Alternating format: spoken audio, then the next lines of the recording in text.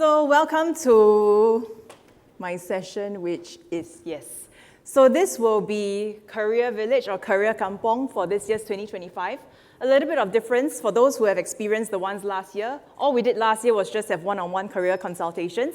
But this year we decided to up our game and to also provide mini workshops, very mini, 30 minutes for each, and we have 3 sessions today, 1 tomorrow. Okay, so that's a little bit about Career Kampong. And so if you're looking at the other aspect, which is the one-on-one consultations, within the SynCon website, there is the option for you to register, right? So please feel free to do so. Before I begin, I just have to remind you all that for those who qualify for lunch, it's a hard 12 p.m. to 1 p.m. and they will close off the lunch line at 1 o'clock. So feel free to step out a bit if you have to, get your food returned back in. Have your friends join you as well. Okay, you can eat and listen at the same time. Lunchtime talk, if you will. So for today, what we will be covering are mainly 3 areas. Practical strategies on kickstarting a career in cyber. Of course, just within a look at this room, I know that some of you are already having kickstarted and successful careers in security, but I'll try my best. Okay, the next one will be to transform your resume into an interview magnet. Because what good is a resume if it's just beautiful, the words look good and the content look nice, but it doesn't garner you an interview? Right, so you not only want to ensure that you're gaming the system by having an effective resume, but one that even when you just plant it there, interviews call you, right? So passively getting your resume there, right? And the last one, of course, is the art of getting hired, owning your cybersecurity job interview. A lot of times, my candidates ask me, so Rowena, if I'm applying for an engineer role, I just need to remember the technical concepts, the scenarios and all, right? Unfortunately, an interview preparation balances the art and the science. And in fact, if you look at an interview process of, say, 3 to 4 roles, 5 to 6 interviewers, probably only half or less than half are technical. A lot of times, once you reach your HR, your directors, even your other peers, they are not necessarily that technical, and therefore the importance of balancing the art in preparing for an interview is equally important. So before we start the content, my name is Rowena, okay, and for those who are maybe just getting to know me, I'm happy to meet with you after this session. But for myself here, I'm a technology recruiter. Overall tech recruitment experience over 10 years within Singapore, and within cyber about 5 to 6 years. So I speak on behalf of my organization, HRS Talents, right? And this is an organization that I've started, and it's in our 3rd year and running, and it's the only cybersecurity-focused recruitment firm in Singapore. So the areas of expertise that we focus within hiring, broad strokes wise, I'll say it covers the blue team, the red team that you see, the engineering, GRC, the transformation bit, right? In terms of the recruitment industries that we specialize in, it's inclusive but not limited to, of course, right? But I would say that in the current hiring climate, the clients that have come through my doors are mainly those focused on your product services, kind of security companies. You have your consulting firms, healthcare, BFSI, hospitality, and actually those growth startups who suddenly raise a huge amount of money and they have to hire. These are also our clients, right? So beyond recruitment, I also do career coaching and career consultation. And by this, I would say that a sweet spot of the candidates that I speak with are either mid-career switchers, junior entrants, and actually even experienced professionals. And by experienced professionals, addressing those in this room, I look at candidates, for example, looking to move, say, for an individual contributor role to a group manager role, something maybe of a local coverage to a regional or a global coverage. I do speak also with experienced practitioners, right? So that's a little bit about myself, okay? And let's get started. So maybe just a show of hands, currently in this room here, who is experienced in security for more than 10 years? Okay. 3 to 10 years. Okay, 0 to 3 years. Great, great. Comfortably, I think we have almost 1/3 ratio. Okay, and so when we talk about practical strategies, I want to make a disclaimer first that this is not a cheat sheet nor a quick fix session. You will not get your magic recipe on immediately I'll get a job next, okay? But just some guidelines and pointers that I realize are a lot of candidates' blind spot. All right, so we look at the first area, right, which is you need to know cybersecurity roles. You need to know the expectations, the challenges, and their differences. A lot of times, I give you an example. I see a SOC analyst role, kind of requirements and the responsibilities that depict an analyst, but the job title is a security engineer, right? And the confusion goes on, right? So how do you understand what a role actually is about, the responsibilities, their demands, and whether you're a right fit? That's important. So knowing what you want to do. But the second one, of course, is you don't want to enjoy doing what you're doing and that's it. You have to be a fit for a purpose, and what you're doing actually serves the larger cybersecurity demand, because that's what's going to earn you interviews, right? So understanding what's out there next, the demand, what are companies hiring and why. Once you know the what and the why companies hire, you can then know how you can define and position yourself as a solution. And finally, positioning yourself as a solution and securing an interview is but one thing. Rest assured that each time, for example, when you click on LinkedIn Apply, you get 20 to 70 applicants, so it's important even more so to stand out and set yourself apart, right? So I'm going to share with you all on how to set yourself apart, and these are not my words. These are actually the words and the feedback of the hiring managers, the CISOs, the head of securities that I speak with, they themselves sharing what they want to see candidates do to set themselves apart. But let's start, right? When you're applying for a role and you're looking at all the cybersecurity roles out there, what do you want to be called? It's a melting pot of words, alphabet soup, and sometimes I get analysts applying for engineer roles, cybersecurity roles being titled system engineer, and the conundrum goes on, right? So what do you want to be called? How important is it? I would just like to share for the benefit, and for maybe just a generic kind of approach, okay? 3 broad roles: engineer, analyst, and consultant. Typically, if you're in a mainstream role and the roles that I'm helping to hire for, your function should be able to fall into each of the category, broadly, of course, but I can delve into this further if we take this offline. Okay, but beyond each role, okay, we want to also talk about their expectations, what the JD and interviews never tell you, okay, about each roles. The first one, and of course, these definitions that I'm talking about, okay, will be very broad strokes. It's not specific, okay, but broadly gives you an idea of, this is the gist of what I'm going to do if I join, right? So for an engineer, you'll be building, design, implementing, improving the backend system and the tech of a platform and product for the benefit of maybe the fresh grads or those who are making mid-career switches.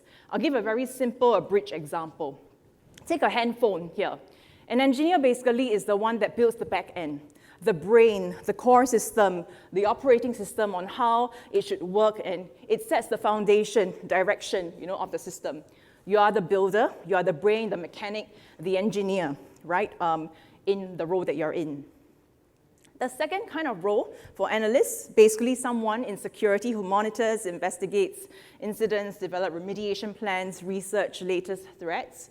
Once again, it's not listed, it's not confined to such scope, but broadly, these are what analysts do, right? And back to the analogy of a handphone, right? It's something that maybe the person will interpret how best a handphone should run, what are the applications that are relevant, applicable, that's important, what users want to see that's out there, and analysts usually work with the salespeople and the back-end team. You're sort of like the conduit and the person who will help the sellers sell better, but also help the engineers understand, it's important that the back-end is this way, right? So basically the bridge. And last but not least, the consultant. So these candidates usually will be in the sell side. So you could either be selling a product, a service, or a mixture of both. So a consultant, broadly, is one that crafts solutions, provide advisory, and support partially on the implementation. Now, the handphone is done because the engineer and the analyst have built the product for you. It's on to you now to go to the market as a consultant, understand the demands, the pain points, what makes buyers tick, what kind of pricing are they willing to part their money to get your product, why is your product better than the competitor, right? The consultant is the one that deals with more the business, commercial side, but don't get me wrong, there are still technical requirements in such a role, right? Because as a consultant, you're selling, but you're also selling to your CISO clients. You're selling to your CIO clients. They're going to hit you with technical questions, and that's where your sales colleague will drag you along, either as the sales engineer, the pre-sales person, okay, to consult and sell with a technical lens. So broadly, these are the expectations of such roles, but beyond that, the areas that the JDs don't tell you, of course, okay, would be, of course, as an engineer, to do well, keeping up to date with all the TTPs, your IOCs, how your phone is able to integrate well with the larger system, is it relevant, ensuring compliance as well. Quite a lot of roles, you may or may not be directly regulated. Some of the times you may be working with companies or clients who are regulated. For the FIs, we're looking at the MAS. For all other critical infrastructures, the CSA. So a lot of times what you build, you have to make sure that there's a certain baseline and foundationally, it hits the right areas. Not so much from a checkbox or fault-finding perspective, but really to protect the consumers, right, who are using your system. So that's what engineers, I would say, have to balance with. And sometimes they may feel that, hey, I just want to build, I just want to do things, but why are all these red tape and bureaucracy in my way? Right? But it's, in a way, a necessary, I won't say evil, but a mandate. Challenges, of course, for analysts, we're looking at you, and taking a very layman example of a SOC analyst, right? Someone who always has to monitor your threats, triage, manage incidents end-to-end. And of course, we haven't even gotten to the emotional side when your stakeholders panic when they have to pay a ransomware, right? So the challenge for analysts broadly is how you have to always keep ahead with your threat landscape. There will be fatigue over time. That's something that's definitely not in the JD, or even when you ask your friends, some candidates themselves don't even realize that this is why they're chased out of the role, right? So head on, you have to face it, that this is actually one of the very big reasons, right? Fatigue, dealing with a truckload and overwhelmed, by all the alerts and the volume of work that comes along, right? And lastly, for consultants, is balancing the business and the tech. Some of my technical candidates tell me, hey, Rowena, I love being technical, but I also want to see the money. Maybe I'll just try out a sales role. But do note that as you take on a sales role, inevitably, when you balance that tech and the business, you're being aware of technology, being able to get your hands dirty with the tech side of things, it will dilute over time. Because the commercial, the business side, the operations side will consume you. Right, the need to go for meetings, have coffees, have drinks, write proposals to and back, especially with government clients, there can be many, many steps, right? These may bog you down, right? So I think it's important whether you're ready to pick your choices and battles, right? And maybe in a way give up on certain bandwidth and resources that you can to remain techie, because you will have to balance out that whole commercial operation side of your role. Right? And another thing, of course, is as you're selling, inevitably your client will be giving you that data, right? Their crown jewels, as I hear a lot of the terms floating around. And this is also something where you're going to handle it. It's going to be very sensitive. And the onus is on you to make sure that all stakeholders are happy, not just from a business, but a regulatory point of view as well.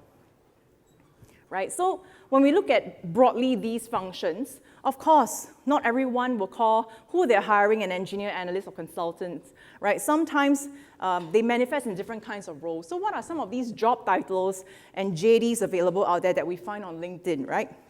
So the first one, we'll notice security engineers, security architect, red team. So these are broadly engineering kind of hats that these job titles will take on. Right, analysts, we have your SOC analyst, SecOp analyst, CTI analyst, GRC analyst. List is not exhaustive once again.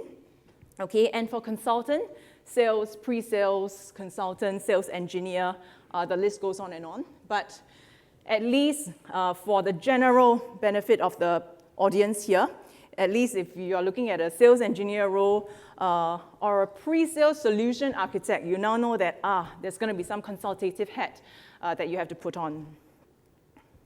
And lastly, the skills required.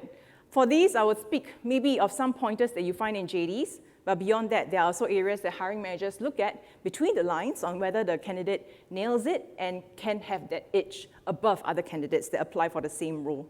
Right, so for engineers, I won't go into the whole SIEM, EDR, blah, blah, blah. All my hiring managers tell me, I want to see how candidates can be hands-on. I want to see how they actually live out their passion by saying that, oh yeah, I set up my own home lab, I spin up my own VMs, I simulate this environment, and I try open source solutions on how SIEM, SOAR technologies, for example, how they work, right? Putting what you learn in theory to practice, that's the first step. And especially for those in this room who don't yet have hands-on working experience in a SOC or a security department, this is actually the very first step that you can play out a scenario that tells your hiring manager, hey, I've never been in a SOC, but I've done something like this, and that's the closest, and if you were to put me in a SOC, I won't be lost. Right? That's essentially what you're trying to do, improving yourself during an interview. The next one, in terms of skills required for analysts, I'll say that analysts is such a on-the-job, it's such a on-the-job training. You learn as the incidents, the events, and the logs and all that come your way, right? The next best way on how these actual happenings can manifest would be through open source technologies that are created. Open source technologies are usually created because they are inspired by maybe a vulnerability, a breach, an attack that happened, and someone or a group of people saw the need to build something and for the larger good and make it accessible or even free, right? So use these, tap on these, leverage, exploit these open source technologies that you should be, right? So that's one. You're benefiting from it, you're using open source. But what next? As an analyst, it's also important to look beyond the horizon, and I do have some candidates who also tell me I want to give back, right? So when they support responsible disclosure programs, support bug bounty, yes, there's some money involved in bug bounty, okay, but you don't do it just for the money. Quote, Space Raccoon, if I'm not wrong, right? So coming back, I would say that these areas and very practical steps that you go above and beyond, that you show either in your resume and speak of it during the interview, will be what can help set yourself apart. Last but not least,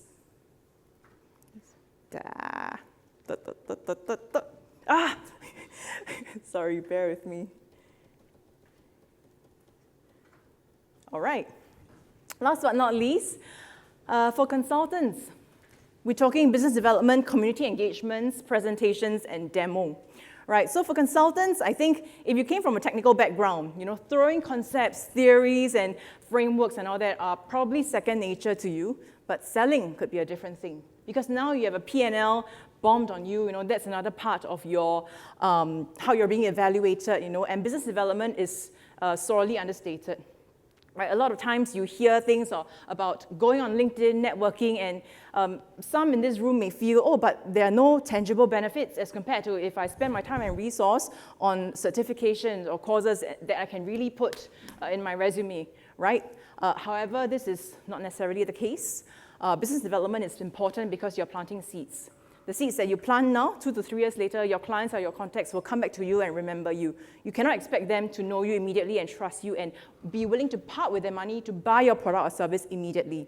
It takes time. Planting seeds is important, right? And therefore, business development is something that you have to endure. Play the long game, okay? Because that's how you outlast your competitors. For many consultants, and given recruitment, which is where I'm from, is also a sales game. Attrition is very high, right? Especially during COVID, you see sales, whether it's product sales, recruitment sales, whatever sales, people come in and out over a span of, say, 1 to 3 years. Those that outlast, those really good ones, say 5, 6, 7 years and beyond, they are the ones that clients realize, hey, you stick around. You are what you promised when you business developed with me, right? And so that's actually, I would say, the mark of a successful consultant. Right, so whether you have that stamina to run that long game as a consultant, to see that pot of gold eventually, okay, this is something that you have to consider. So now that broadly, okay, you know and understand, market is hiring, market has such roles, such positions are hired. You may find one of the roles or 2 of the roles that are interesting for you. The other way is maybe by elimination, right? You can think about what you don't like. Based on what I shared earlier, maybe, for example, some in this room feel that, being an engineer is too techy. I can't do programming. I'm not good at codes, I probably want to avoid that, for example, right? So by elimination, take out what you think you don't take well to, right? And then maybe look at the rest of the 1 or 2 roles that I've shared and think, maybe I could take well to those. So bearing that in mind, okay, you now want to understand what the market demand is asking for. Okay, because you don't just want to do something that you like and sounds good and feels good, you need to make sure that what you're doing value adds the larger ecosystem. So what is the ecosystem about and what's happening? So by understanding market demands, I want you to think in the shoes now of the companies that are hiring. Why are they hiring? We hear so many news of companies downsizing, restructuring, offshoring, to KL, Manila, and all our other emerging neighbors who are more competitive, price-wise, resources, and even skills, right? So why would any company still want to hire in Singapore? And what are they hiring for if they do, right? So I'll just share, and once again, these sharings are the sentiments that reflect what my hiring managers and clients have shared with me. Okay? Because once you know what companies are hiring for, you then will realize that it's actually your way of securing and future-proofing your own role. To make sure that, they actually need to hire because of this. Okay, me going into this role should then be safe, roughly, right? So how do you evaluate? The first one, companies sometimes hire to push a cyber or a business agenda. For example, some companies may be looking to go cloud native from being on-premise and from being clunky with a lot of servers for a long time. Some companies are looking to go staff augmentation, tapping on managed security service providers or external consultants. Some companies are looking to restructure inadvertently, right? We cannot avoid that. And it's fine and it's understandable when companies want to save money. So when they restructure, they're either positioning cyber either to a certain business unit, a certain geography, or sometimes cyber could be parked at group, global IT, or group, or it's under the COO, etc. So what does this mean? Once you know what the agenda of the business is and how is it applicable to me, right? It's applicable because when you look at, for example, going cloud native, you realize that, okay, if I do go for such a role, well, it's going to be exciting because the kind of cloud transformation, the kind of support and involvement that I can get from, for example, in the engineering and the architecture kind of involvement, okay, I could have a stake. If I'm looking at staff augmentation or even restructuring, I would address the whole room to say that sometimes you may feel, oh no, if a company is restructuring, isn't that bad news for me? Aren't they going to save a lot on cost and, will my role be red flagged? Short answer is no, because sometimes in their saving money, right, they will be looking at migration. There could be special projects, they could be going towards something else, There's also something that you can be involved in.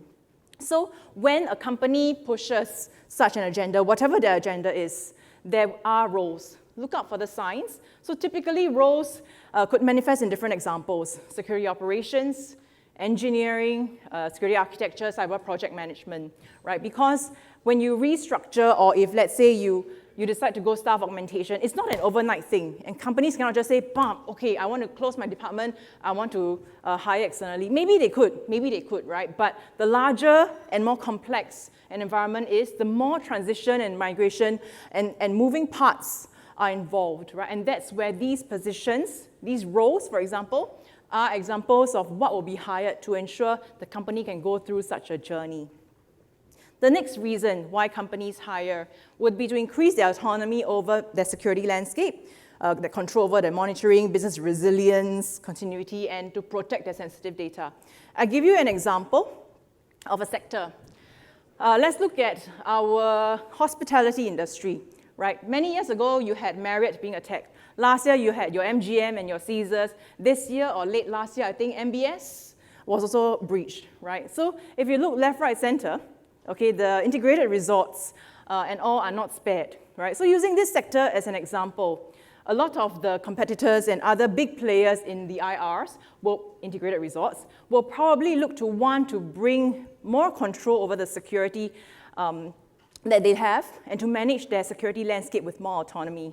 So when they bring these kind of hiring back in, okay, then that's where everything in terms of your security department has to be defined and built almost from ground up.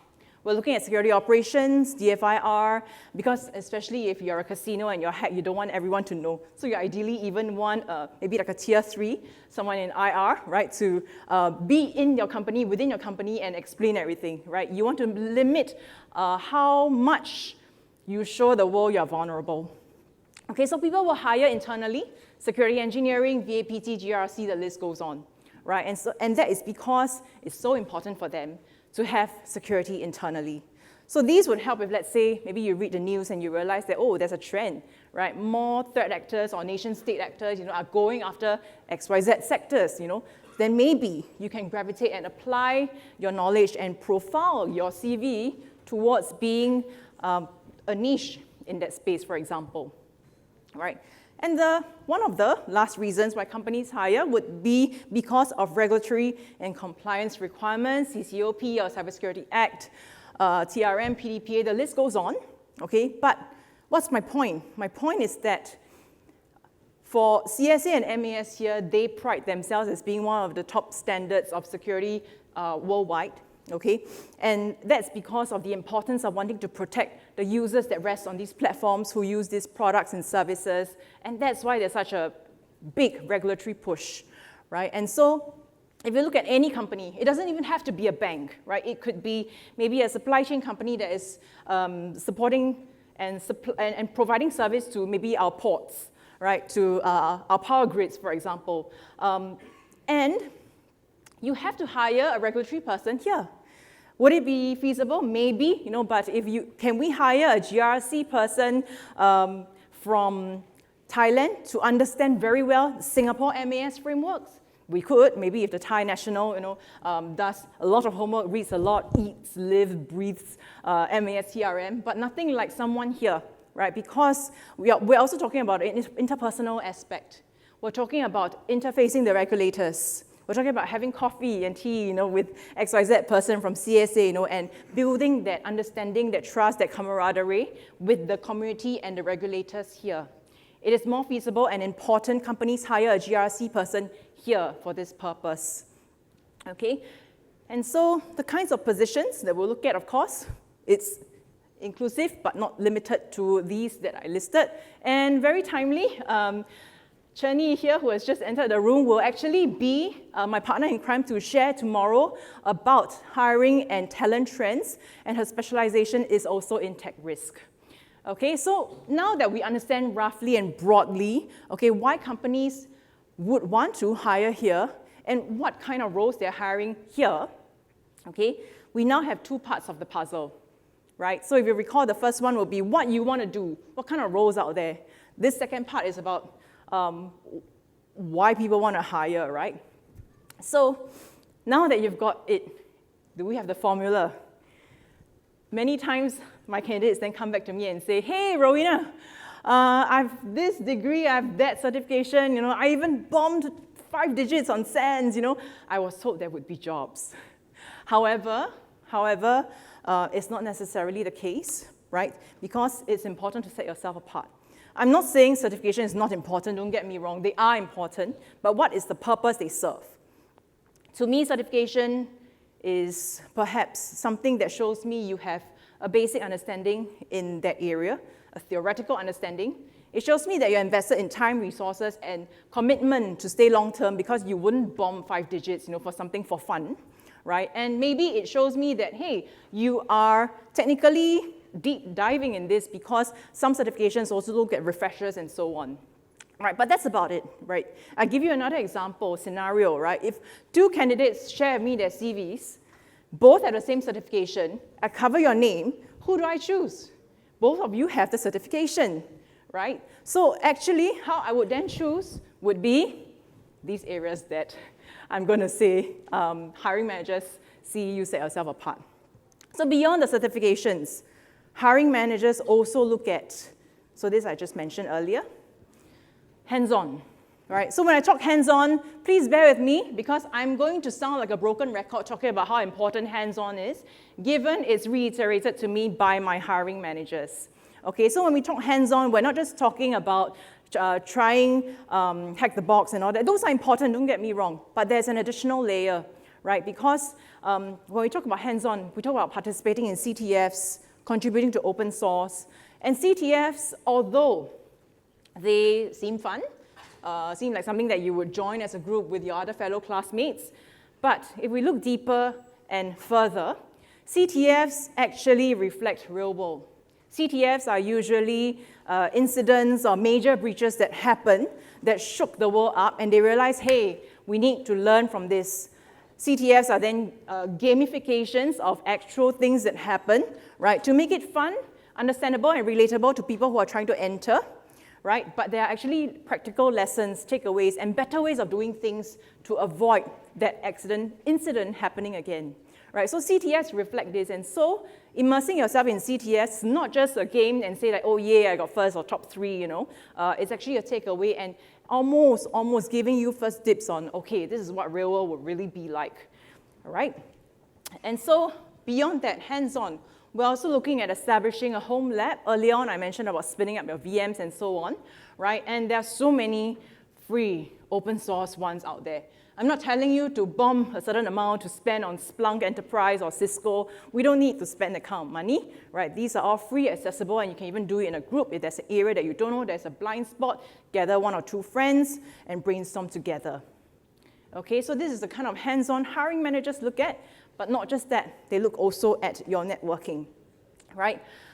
There are so many conferences though, right? I do not want you to take this point at face value. I'm not saying straight away sign up for DevCon, HitCon, or the con, you know. There'll be too much time, money, and not all of us have 25 days annual leave.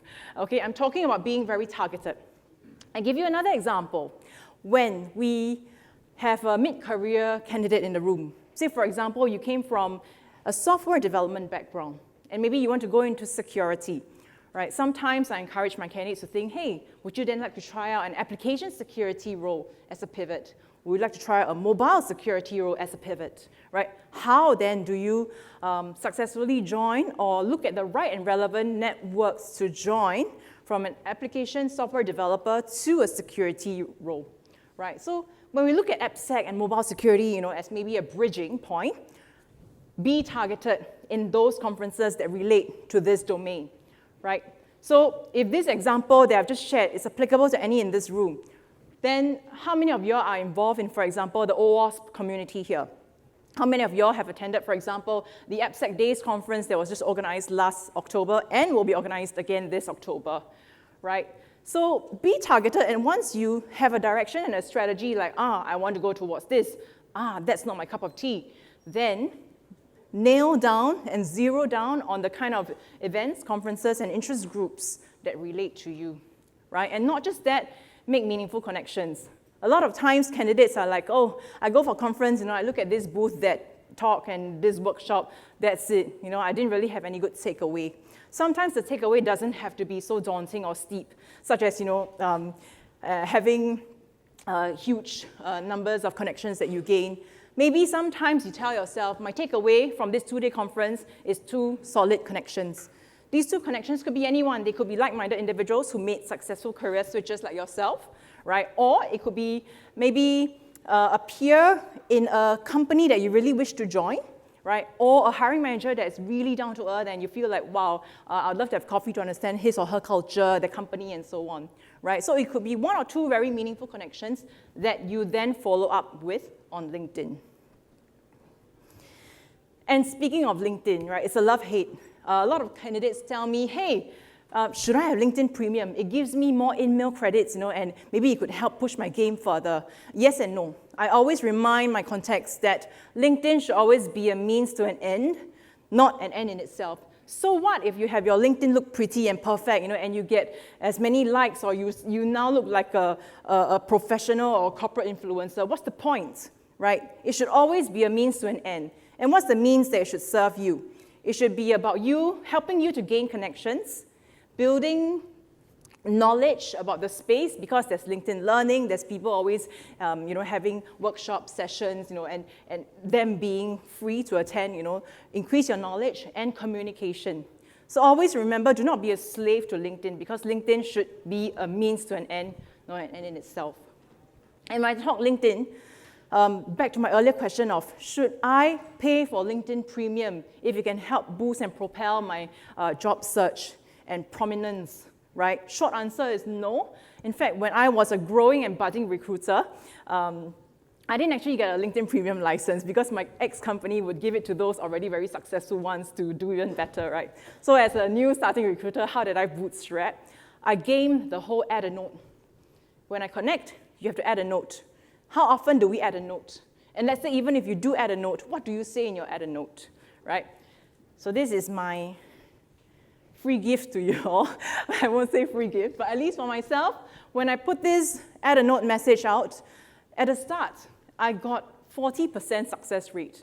And by success rate, I talk about people saying yes to me and eventually being very good clients that even to today, 6 years later, I'm still in touch with them and we're friends.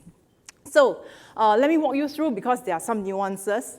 Oh, sorry, I hate the word. But some points that you have to understand.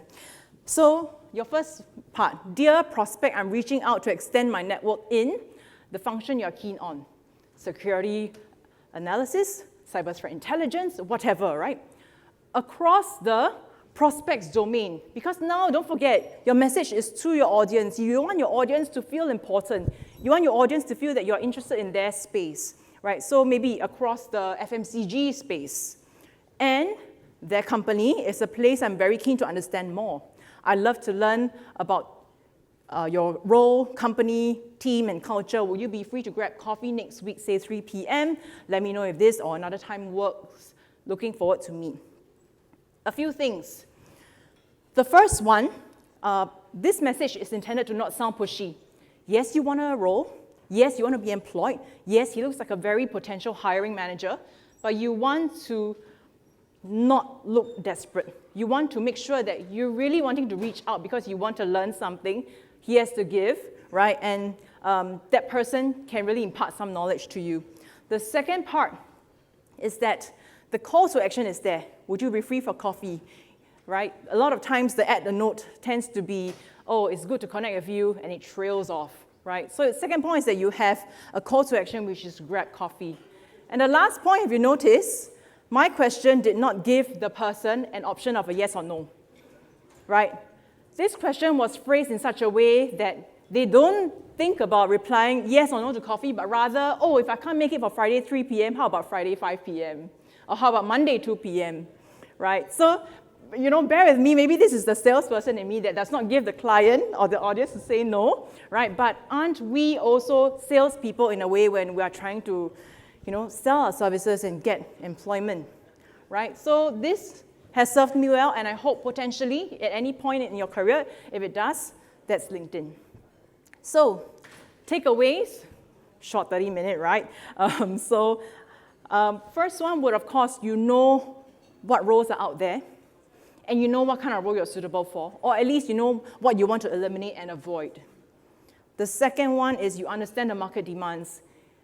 Yes, you found something, but at least make sure that you are fit for purpose. At least it's something that someone somewhere out there would need your skill set for, right? So know why people will be hiring and what. And what we get is that once you set yourself apart, once you learn how to stand out, right, you ensure that you're a good fit.